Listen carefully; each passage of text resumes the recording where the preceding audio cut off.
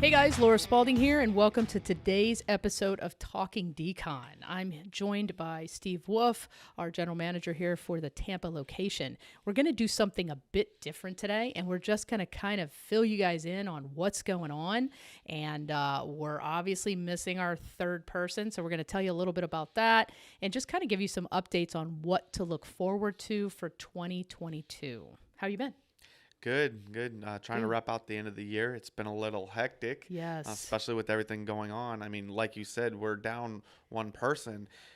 So what our viewers might not know is we were stricken by COVID here in the office. Yeah, it's been bad. So the entire media and marketing department got COVID.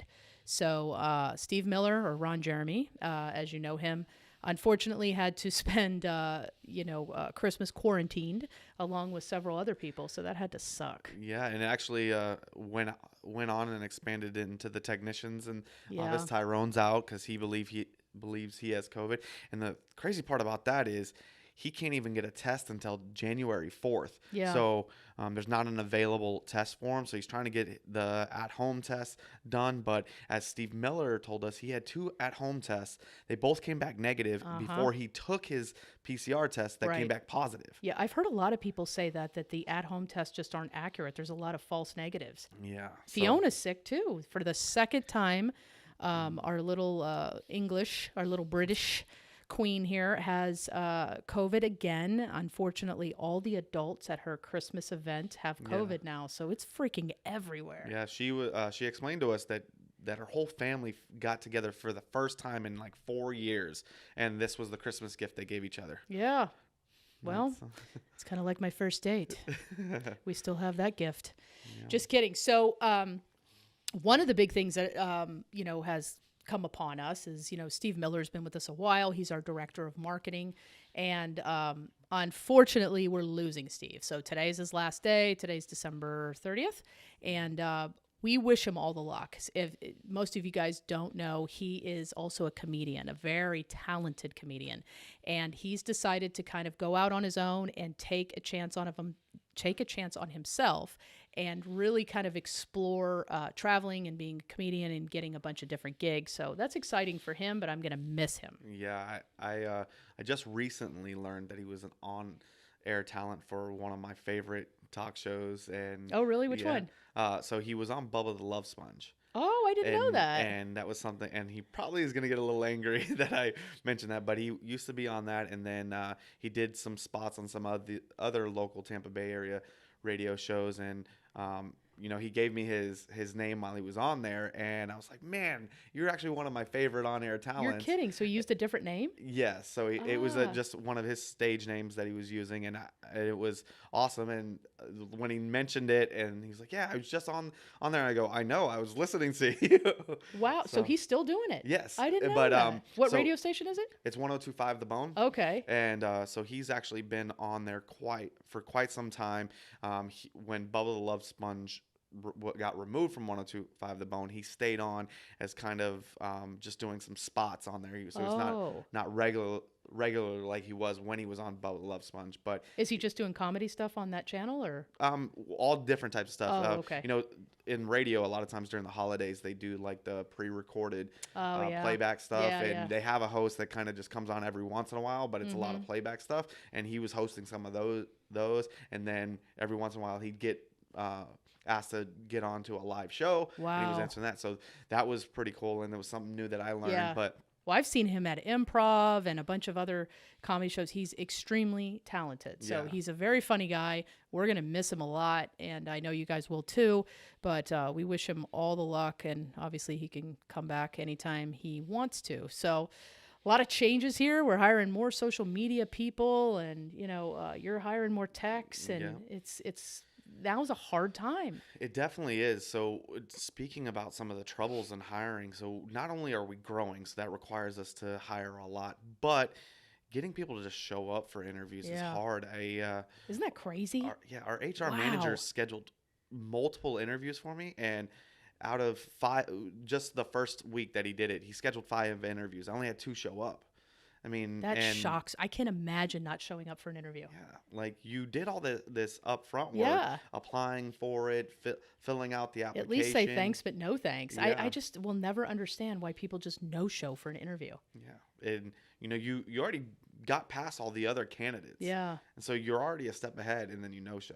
That just baffles me. But Yeah. it's one of those things that everybody thinks they have an idea why it happens. People are saying COVID, they don't want to do in-person interviews, but we've tried multiple different things. We even have people don't show up for Zoom interviews. Zoom interviews, yeah, exactly. And it's like you're in the comfort of your own home. You can sit in your underwear with Yeah. a nice shirt on, and we wouldn't know the difference. And you're still not showing up. I don't get it. I really don't. Work ethic has definitely changed, and this is not an easy job. So you have to get people that are really dedicated. Definitely, and have the right mindset. And one of the things that I enjoy about Spaulding Decon is the growth, and that we're constantly changing. And one of the things I like is we're embracing the chaos and we're growing. And you can definitely, even in the interviews I can see whether or not they're a fit, because you just have to be able to go with the flow and understand that you might be wearing multiple hats, but if you're here through that growth period, it's going to contribute to your own success. Right. Absolutely. Yeah. So hopefully we can, get those positions filled with the right people, because that's a struggle, definitely. So, every year, I guess it's just that time of year, but we always have a suicide either Thanksgiving Day, Christmas Day, or New Year's Day. And this year it was Christmas Day, right? Yes. And you had to go out on Christmas Day and do that. Tell me a little bit, like, what the hell happened? Yeah, so honestly, I got the call Christmas morning. I have 3 kids myself, so we were opening up the presents. It's we have this tradition that it's youngest to oldest. So cool. the youngest person gets, because typically that's the one with the shortest attention span. You got to give them the opportunity to play with their gifts. So my youngest had already opened the gifts. My middle child was in the midst of opening the gifts, and I got the call. My wife already knew what was about to go on, and she knew it was especially on holidays. If she's already become accustomed to it. If you get a call on a holiday, it's not good. It's most likely a bio, and you're gonna have to go. So I got the call. I sat there. I pulled my wife off to the side, let her know what the situation was, why I had to go immediately, and I got to the scene. When I got to the scene, the wife of the deceased was in tears. She wasn't able to hold herself together, and her brother that lived locally had shown up. Oh, okay. And was she older lady or? Yes. Okay. So the deceased was he was retired, and that's actually, I guess, what the wife says was the cause of it was he had been retired for a couple of years and got depressed that he felt that he didn't have any worth because he didn't have a daily task. See, you people that aren't showing up for interviews, you're eventually going to regret it. Yeah. Don't retire. Keep working till you die.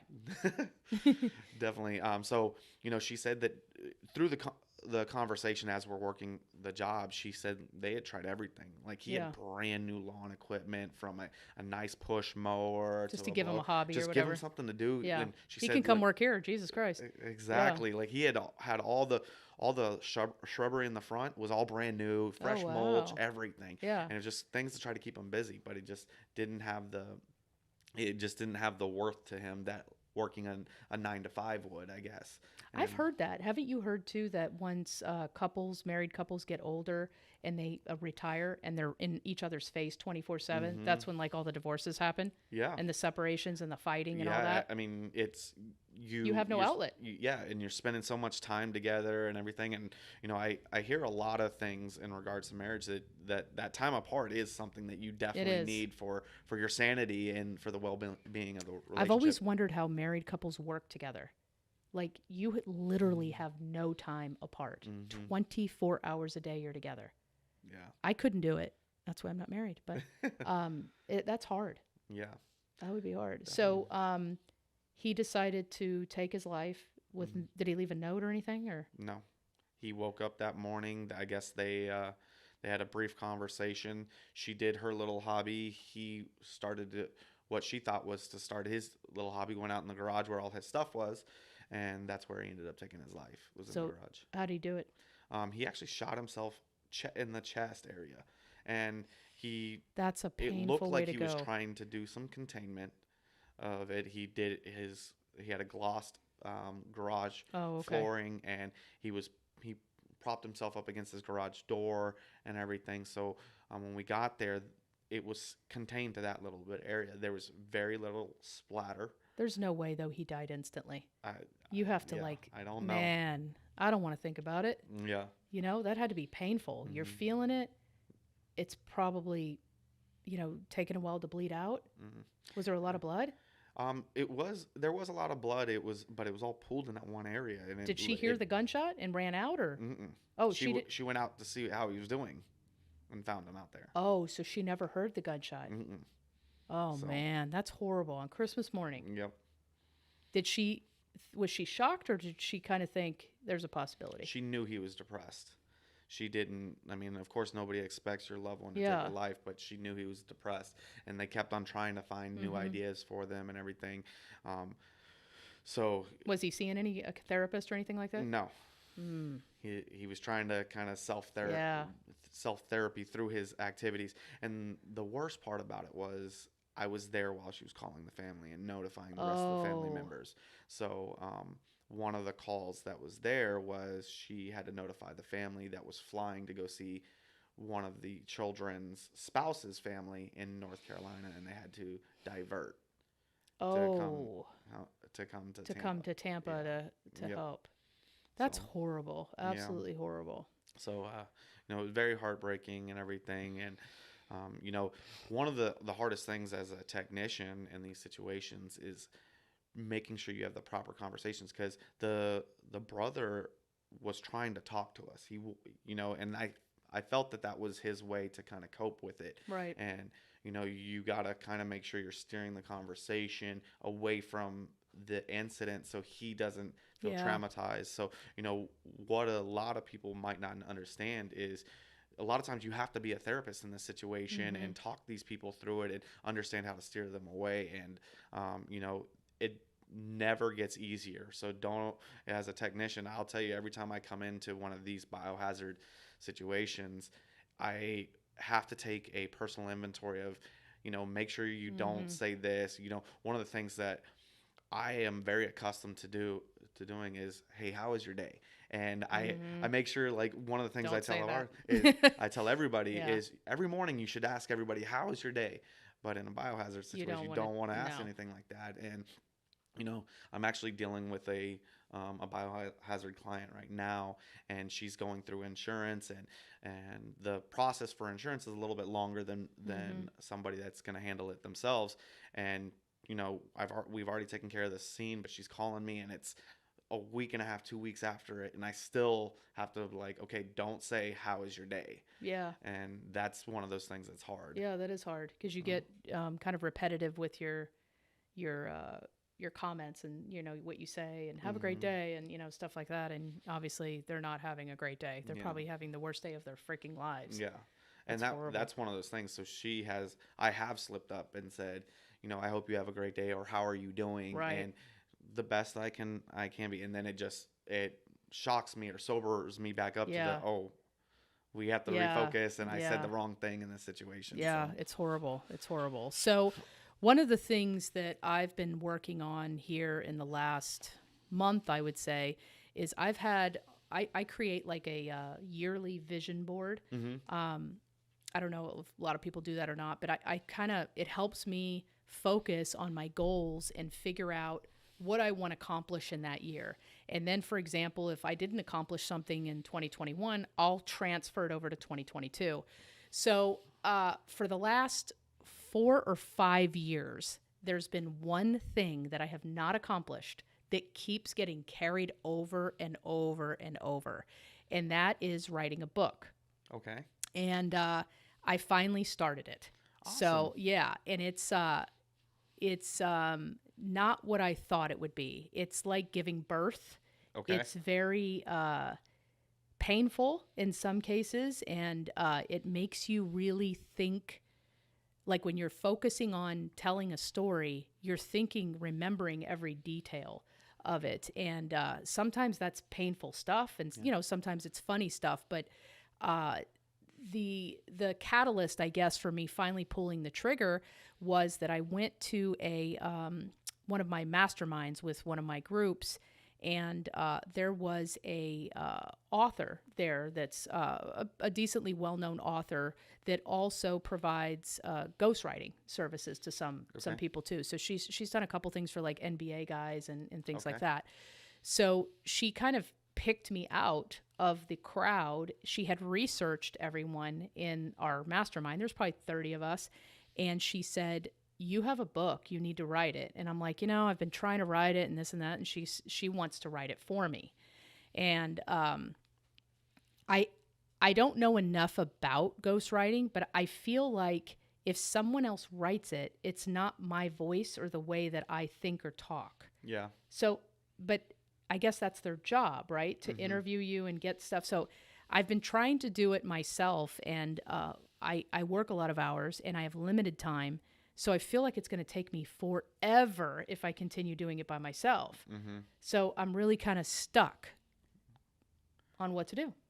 Yeah. So first, my first question is, what is the topic? Is it more of how you grew to be a successful business owner? Is it being Spaulding Decon and how you got into the business? It's actually a compilation. Okay. So she actually created the title for me. Okay. And I'm going to screw it up right now. I can't remember it. It's rather lengthy. It's oh God, it's something like from COP to the Inc. 5000. Okay. And I can't remember the exact details of it, but it's basically kind of a memoir kind of thing of how I did it, and what I went through to do it. And it's definitely not an overnight sensation by any means, but it's there's a lot of things that I'm trying. You go through and you're like, wait, do you go chronologically or do you kind of go back and forth a little bit? Like because flashback. Yeah, to exactly. things, so not being a writer, I'm still trying to figure that out. So right now I'm literally just documenting everything. So, probably by the end of the day, when I have everything documented, I could probably just hand it to a ghostwriter and then they go, okay, we'll put this together. Yeah, I definitely think, just knowing you and how busy you are, I think doing it the way you are, where you document what you really want to cover and touch base on in the book, and then having somebody learn and get to know you and learn how to speak like you. I think that's going to be very important, and I think that's something that would be the most successful way to do it. I also think it improved the turnaround on it. Definitely. You want to take 10 years to write it, Exactly. or you want to get it done in a couple of years. Exactly. Type of thing. Yeah. And then who knows? Maybe once you have that kind of blueprint, because the first one's out there, then you can kind of, all right, here's my second edition. Exactly. So I'll probably end up caving in and going a ghostwriter route, but that's just kind of my fear, because I've had some other stuff written by third parties, and it just doesn't sound like me. It doesn't. That's not the way I talk at all. Yeah. So and remembering some of this stuff, from law enforcement and from different jobs and stuff, there's some really horrifying things that. When I look back on it now, I'm thinking, I cannot believe I'm alive. Yeah. Like just close calls and remembering that is bringing me back to literally like being there. Yeah, I can understand that. And one of the things that everybody says is like your experiences shape you and your attitude, your demeanor, the way you talk. And, if you haven't lived through those, you're not going to have that same attitude or demeanor. Yeah. So, you and I have talked during the Talking Decons about, the way you visualize, drug dealers, murderers, rapists, and that's because you have a unique perspective on it that even I don't have. And, we might have similar views on it, but the way you describe it versus the way I describe it are totally different. It absolutely is. And, I read that book by Malcolm Gladwell, Talking to Strangers. I don't know if you've ever read that. It was actually unbelievable because he put into words what I was thinking. Okay. So when you kind of when you're working law enforcement, your mind becomes extremely jaded because you're always seeing negative, negative, negative. And when you're always in that negative, tragic environment, it's hard for you to see the positive out of anything. Yeah. So I remember it took me like 2 years after I left law enforcement to actually decompress and change my mindset to not everyone is trying to kill me. Yeah. You know, so all of these things are happening in the news with law enforcement officers and the public and, you know, race relations. And I can literally be completely in the middle on it now because I've been on both sides. So I'm, you know, a normal citizen now and a minority, and I've been a cop as well. So I can see some of the mistakes that can happen, and I can see I saw a lot of things that just weren't right, weren't okay.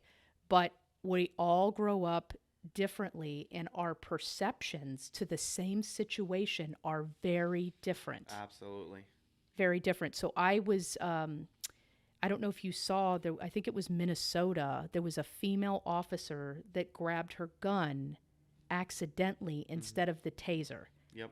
And she shot and killed the kid, or I don't know if he was a kid. He was like 19 or 20, whatever. And it was an accident, but you still have to pay for that accident, right? Because I think she goes to grab and she yells taser, which you're supposed to do, but she grabs the gun instead of the taser. So it's purposely on the opposite side of your body, but you're supposed to train so much that it becomes muscle memory, and that you just automatically grab it when you know you're going to go for a taser. And I felt for her. Like, that could have been me. That could have been a stressful situation. It's so stressful, and everyone now Monday morning quarterbacks you. Now, that's not to say that the life lost was, you know, inconsequential. Not at all. But there's not just one victim in this story. There's two. Yeah. You know, she loses her life too. You know, she's convicted of manslaughter, and it's an accident. It's not like she got, you know, blistering drunk and got in a car and decided to kill, you know, hit somebody and kill him. Yeah. That's definitely, you know, a higher degree. But I just felt for her because I have been in those situations before where it has been such a close call, and thank God they turned out okay for me, because I could have been her. I could have been in that situation. And, you know, the girl's probably making $40,000 a year, risking her life every day. Now she lost her life. You know, I don't know if she has, you know, a husband, kids, or whatever, but I felt sorry for all parties involved because there's no winner. There's two deaths, in my opinion, in that situation. Definitely. And I see a lot of people weighing in on situations, not just like that. The other one was the Colorado truck driver. I hadn't heard about that one. So the Colorado truck driver, in his situation, he was driving a truck. The brakes failed on the truck, and he ended up killing 4 people. He got sentenced to 110 years. What the hell? So right now, the country's kind of split in regards to it on, you know, he took 4 lives. He's a professional behind the wheel. You know, he is liable for that, and it's there. Now, the other side of it is... Why are they blaming him if the truck lost the brakes? So there's a couple of different details out there that he did his pre-check, noticed that there was some faults in the truck, and still decided to take the load. Okay. And drive the truck. Okay. So, you know, you're a professional. You're supposed to do your pre-checks, and you decided, even though I see that there's some issues, instead of locking out my vehicle or putting my vehicle out of service, I'm going to get it behind the wheel anyways. And now he wouldn't have known his brakes were going to fail because he wasn't a mechanic. He just has to do his pre-checks, and the brakes failed. The other side of that is I am not a mechanic. I got behind the wheel. I drove. The brakes failed. It was an accident. Why do I have to serve 110 years? Right, exactly. I've never seen DUI people that killed people serve 110 years. That's why it's split. You know, they're acting like this was premeditated. Yeah. That's a little ridiculous. Yeah, is this a young guy? No, I don't think he was. He was very young. I think he was in his. I think it was on his mid 40s. Okay. But I mean, he's young. He's young in the realm of truck drivers, because actually, if most people don't know that truck drivers, they're actually trying to recruit older truck drivers, because young kids don't want to get behind the wheel anymore on these vehicles and everything. But you know, he still. I mean, See, to I me, would I think think this he still would has be half a life to live. Yeah, this would So, be a civil suit. Why is this criminal? It was an accident. It's not like he's drunk. It's not like he, you know, intended to do that. That, you know, and this is another thing too. You know, and I don't know the race of this guy, but my whole theory is a jury of our peers, because of their internal biases, they should never see the suspect or the person being tried. Absolutely. You shouldn't know the gender. You shouldn't know the race. You shouldn't know the age. Nothing. Yeah. I feel like that way you can give an unbiased opinion. Absolutely. These are the facts of the case, and call the person something, the suspect, suspect A, whatever. There's no gender, there's no nothing, and the suspect can still see the their trial going on from like a Zoom video or something. Yep. I think that people are treated differently based on their race or based on their history, and I don't think it's fair. Yeah. It's not fair at all that they're sitting there to be judged by the person, and you know there's biases in there. You cannot be human and not have that. Yeah, and I think that there's definitely that bias, and like you said, on everything. Everything. You know, you see someone that is big and muscle bound versus somebody that's skinny and frail. Right. And you take a judge. Okay, that person's athletic. This person's not. Type of thing, and that's a bias. Right. You know, you're being judgmental on it, and I would love to say that people don't do that, but I'm sorry. I think it's human nature that you make an internal judgment in your head. And you know, we've even talked about it here. We've had phone interviews with people, and then when we actually meet them, you're like, "Whoa, that's not what I expected." Absolutely. And it's like, well, why would I? Not that I gave a thought to it. It's just I had a perception in my head. Yeah, I already pictured this person. Right, and based on their voice. Yep. Which is pretty stupid when you think about it. Like, you can't figure out what a person looks like based on their voice. So it's just, I highly recommend that Malcolm Gladwell book, Talking to Strangers, because it really put all of these things into words. And it literally put two people side by side that had been different parts of the country that have been through the same thing, and they both reacted differently.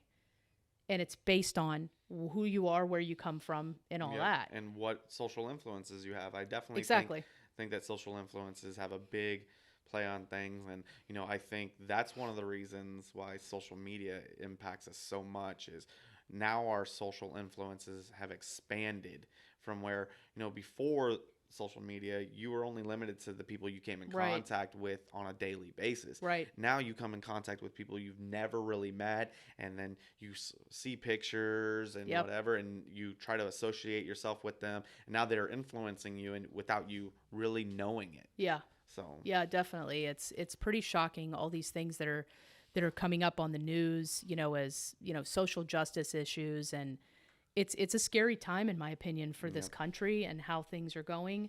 That's why I just think that this jury of our peers should never see the person being tried, and then the jury should be able to send them to the pit. I'm just saying. Put them to the pit. Yes, put them in the pit. So my idea of the pit games is really a combination of Squid Games and remember that series Spartacus? Mm-hmm. Okay, so I love that series Spartacus. So it's, you know, kind of ancient Roman times, and they would send people in the arena that weren't necessarily criminals. Yeah. It was just, you know, maybe enemies of war or whatever it was, prisoners of war, and they would make them fight. And their fighting was for the entertainment of the what do you call them? I want to say the brass. That's not it. The royalty. Okay. The royalty of Rome. So you take Squid Game, because, you know, Spartacus people, they weren't voluntary. Gotcha. You know, fighters. They were forced to fight. The pit games is voluntary, or Squid Games is voluntary. So you take a voluntary group of inmates, right, that are you know, heavy felons. You know, we're talking rape, child issues, you know, murder and all that stuff.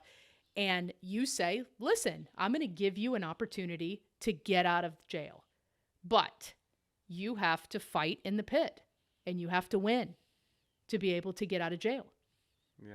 And it will be for the entertainment of anyone who wants to pay for the ticket, and all the proceeds go to the victim's family. How cool is that? That is awesome. Right? Laura for president. Just saying. Just saying. There will be a pit games near you. But I like the idea because there's accountability. Yeah. There's accountability. So, we've talked about this 100 times that if you want a PhD, a law degree, and you can't afford it, just go to jail. And then it's free. Yeah. Which... Isn't that crazy? I don't understand it. We talked before. It is Gladiator School. Yep. They go in there and become better at whatever they want to be better at. Right. If they want to become educated, they can become educated at the cost of society, or they can go and become an even better criminal, which the happens most of the time. That is what happens. I mean, most offenders become reoccurring offenders once they get to that point. Right. So it's pretty interesting. So you were talking about these pit games. I actually read an article, and the town slips my mind, but there is a town in down in South America where once a year you're allowed to challenge somebody in the village that has frustrated you, made you mad, everything, and they have to come out and fight you over it. But there's some stipulations about like what is the length of the fight. You can't like try to actually hurt and like murder them or anything, but you just come out and you let out your frustrations. And they say that town is like the happiest in South America because you've let your frustration out during this fight. And they said that since they started this ritual, their crime rate has gone down. Wow. Because everybody's like, all right, I'll see you at the end of the year. Right. Like we're gonna settle this. And so I definitely think something like that could be a solution. It's what's the movie The Purge type of thing, but instead of murder and kill, we're just gonna fight it out, and we're gonna get on our boxing gloves. The difference is these people didn't piss one another off. They're hardened criminals. In my case, so the only way out is death. Is death. So that's funny that even exists in another place. So that's really cool. So one of the questions that I definitely wanted to ask you is when you transitioned and you started to get into this industry, what was the vertical that was the hardest for you to become accustomed to and maybe even successful in? Wow. That's a hard question. So I would say all of them. But when I started out, it was, just crime scene stuff, and I was doing it by myself. Mm-hmm. So as you know, that's pretty hard. Yeah. It's just, things that I needed a second person on, like carrying a king bed.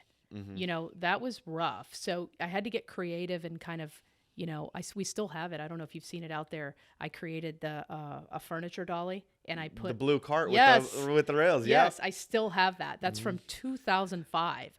So basically, for you guys that don't know, I put a furniture dolly, and then I put like pipes, PVC type pipes or metal pipe, plumbing pipes, and I created this kind of what do you call it? Like a rack. It actually, the rack. It actually looks like a Home Depot cart for lumber. Yeah. And you put the mattress in there and you just roll it out. So I did that because I had a trailer, a pull behind trailer. Okay. So I could pull it right up to the trailer, pop, dump it out, and I was good to go. Yeah. So you just got to get creative with stuff. But in terms of marketing the service, selling the service, it's all difficult because people don't want to think about the worst thing that could happen. Yeah, absolutely. And, you're basically saying, hey, I know it's going to happen. Just call me when it does, that type of thing. So, that's hard. You don't want to, a Valpak 2-for-1 coupon on, when grandma dies, wait for grandpa and then we'll come get him too. It doesn't work that way. So I had to get really creative on marketing things and trying a bunch of things. A lot of stuff didn't work. A lot of stuff did work. I did a lot of stuff differently than other people. And, ultimately you're selling yourself. Yeah. Yeah. I'm going through it right now. So I'm trying to learn some of the new networks to get a part of. And I'm having those same things, like having the conversation with them, yes, you don't want to have to deal with a flood or fire, but when you do, call us, and, you kind of have that insurance conversation. You don't have insurance because you're expecting to get hurt, but you have it just in case. Just in case. Yeah, it actually is. It's the same type of thing. And, you hope it'll never happen to you, but the odds are, 5% of the population suffers from hoarding. So the odds are someone either or someone in your family is going to suffer from hoarding, and you're going to be able to help them. Yeah. So that's definitely something that is very unique. I see that during the holidays, we're getting a lot more of those hoarding cleanups. Everybody's ready to clean place, or they're, New Year's resolution. Yeah. New Year, new me. Let me clean out the house type of thing. Yeah. So yeah. What about for like getting into the water and the mold? What surprised you about learning that portion of the industry? What surprised me was that the frequency of jobs are extreme in water and mold, and the reputation of the contractors that do that type of work are terrible. Mm-hmm. So it's to the point now where, at least in Florida, that they actually took it to the Florida legislature to amend or curtail some type of assignment of benefits and stuff, because fraud was just rampant in the industry. And initially, when I noticed it, I stayed away from water restoration for many, many years because of that reason. I thought it was oversaturated. I thought it had a really bad reputation, and I just didn't want any part of it. Mm-hmm. I didn't want to deal with it.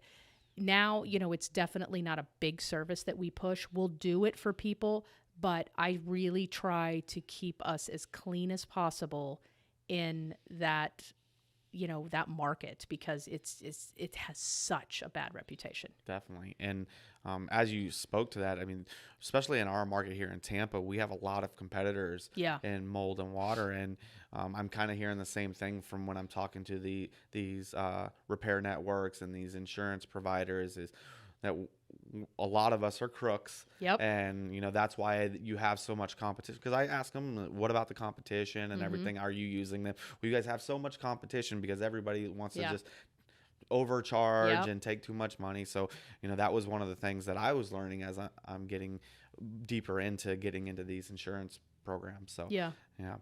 How many fire jobs have you done? None. Me personally, none. I try to stay away from that as well. That tends to be kind of in the same genre of bad